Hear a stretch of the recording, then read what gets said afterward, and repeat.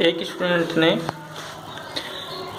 कक्षा 12 के UP board के पेपर को सोल्व करने के लिए कहा है। तो उसका एक सेट तो उसने भेजा है मुझे और एक सेट मेरे पास है। तो दोनों सेट के क्वेश्चन मैं थोड़े थोड़े करके सोल्व करूँगा। तो मैंने बहुविकल्पीय प्रश्न चुने हैं दोनों क्वेश्चन पेपर के। इनके जो बहुविकल्पीय प्रश्न है वो बताता हूँ पहले। तो पहले सेट का बहुविकल्पीय प्रश्न है प्रश्न नंबर 1। ठोस A एक अति कठोर ठोस तथा गलित अवस्था में विद्युत रोधी है और बहुत उच्च ताप पर पिघलता है। वह किस प्रकार का ठोस है? तो इसके 4 उत्तर इन्होंने दिए हैं।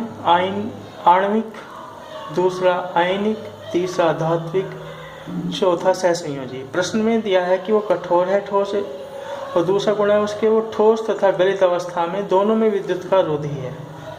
तो इसका जो दूसरा गुण है कि वह ठोस तथा गलित अवस्था में विद्युत का रोधी है, इससे हम इसको पहचान लेंगे। और जो अति कठोर है ये भी पहचानने में काम आएगा। तो पहला ठोस दिया है इन्होंने आणविक। आणविक जो ठोस होते हैं वो कभी कठोर नहीं होते, वो बहुत ज़्यादा भंगुर होते हैं, कठोर नहीं होते पर वो।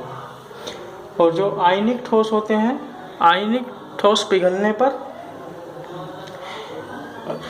विद्युत के सुचालक हो जाते हैं, क्योंकि पिघलने पर उसके आयन मुक्त हो जाते हैं। तीसरे प्रकार के जो ठोस हैं धात्विक, ये ठोस तथा पिघली हुई दोनों अवस्थाओं में ही विद्युत के सुचालक होते हैं। अब जो सहसंयोजी ठोस हैं, यही ऐसे ठोस होते हैं जो ठोस अवस्था में भी और गलित अवस्था में भी, मतलब पिघली हुई अवस्था में भी विद्युत के रोधी होते हैं और ये अति कठोर भी होते हैं। तो इसका उत्तर आएगा पहले का नंबर 4, सहसंयोजी ठोस।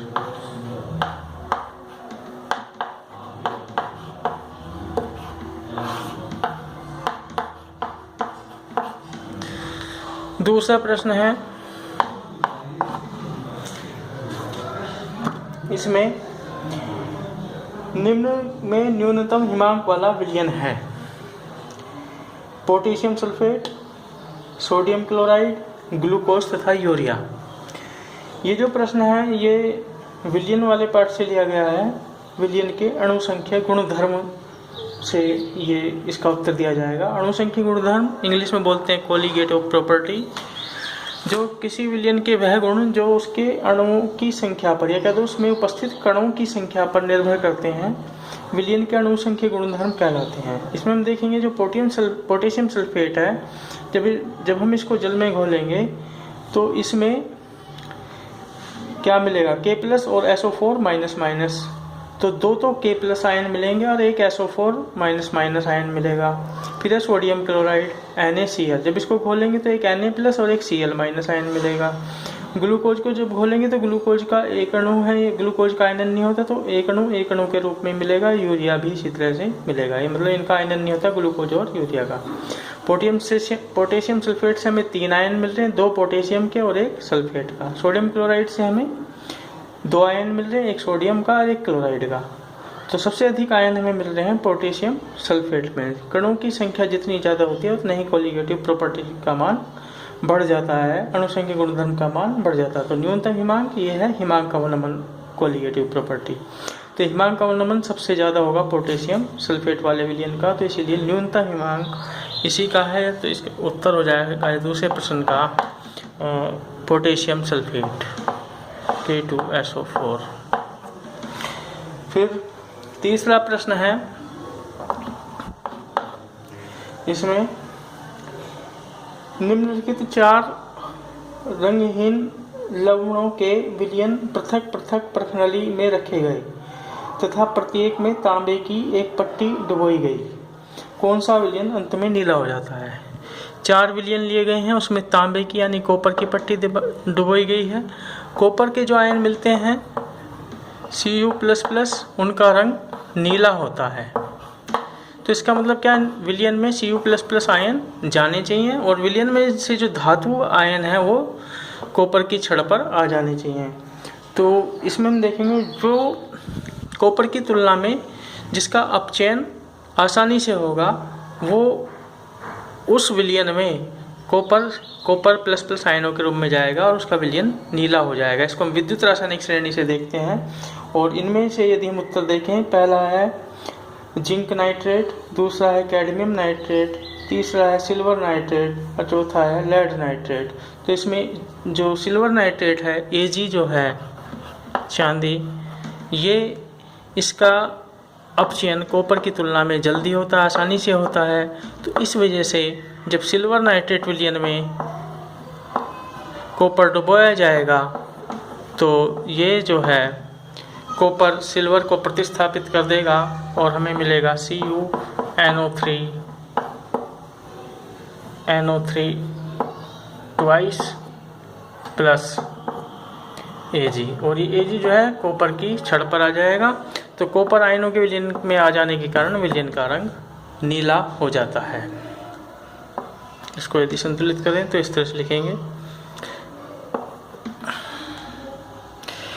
फिर है, तो इसका उत्तर क्या हुआ? सिल्वर नाइट्रेट विलयन में डुबोने पर उत्तर नंबर 3। फिर है चौथा प्रश्न, शून्य कोटि अभिक्रिया के वेग नियतांक का मात्रक है। तो शून्य कोटि वेग अभिक्रिया की समीकरण लिखेंगे। वेग अभिक्रिया की समीकरण होती है शून्य कोटि की अभिक्रिया की K बराबर x/T। तो इससे क्या पूछ रहा है? वेग नियतांक K का मात्रक। तो x क्या है? मोल प्रति लीटर, और ये T क्या है? सेकंड। तो इसका मात्रक क्या जाएगा? Mole litre inverse second inverse, और ये उत्तर नंबर है इसमें 3rd। फिर 5वां प्रश्न है, सबसे अधिक क्षारकीय एमीन है। सबसे अधिक क्षारकता वाला यानी किसकी बेसिसिटी किस एमीन की सबसे अधिक है? इसमें दिया है पहला उत्तर एथिलमीन, दूसरा है डाईमेथिलमीन, तीसरा है मेथिलमीन और चौथा है डाईएथिल एमीन। तो पहली बात तो हमें पता है कि जो एथिल ग्रुप होता है वो मैथिल ग्रुप की तुलना में ज़्यादा इलेक्ट्रॉन दाता होता है, यानी ज़्यादा इलेक्ट्रॉन देने वाला होता है। तो इसीलिए एथिल वाला उत्तर सही आएगा। फिर इसमें फर्स्ट उत्तर में एथिल एक ग्रुप है और चौथे उत्तर में 2 एथिल ग्रुप हैं, तो इसलिए ये ज़्यादा इलेक्ट्रॉन देगा और NH समूह को, इस वजह से इसकी बेसिसिटी ज़्यादा बढ़ जाएगी। तो इसका चौथा उत्तर सही है, ये डाईएथिल एमीन की क्षारकता ज़्यादा होगी। फिर इसके बाद ये छठा प्रश्न है, एजकॉर्बिक अम्ल का नाम है। ये विटामिन सी का नाम होता है एजकॉर्बिक अम्ल। एजकॉर्बिक अम्ल या विटामिन सी एक ऑप्टिकली एक्टिव यौगिक होता है और विटामिन सी का बहुत ही महत्व है। रोग प्रतिरोधक क्षमता हमारी बढ़ाता है और इसकी कमी से स्कर्वी रोग हो जाता है।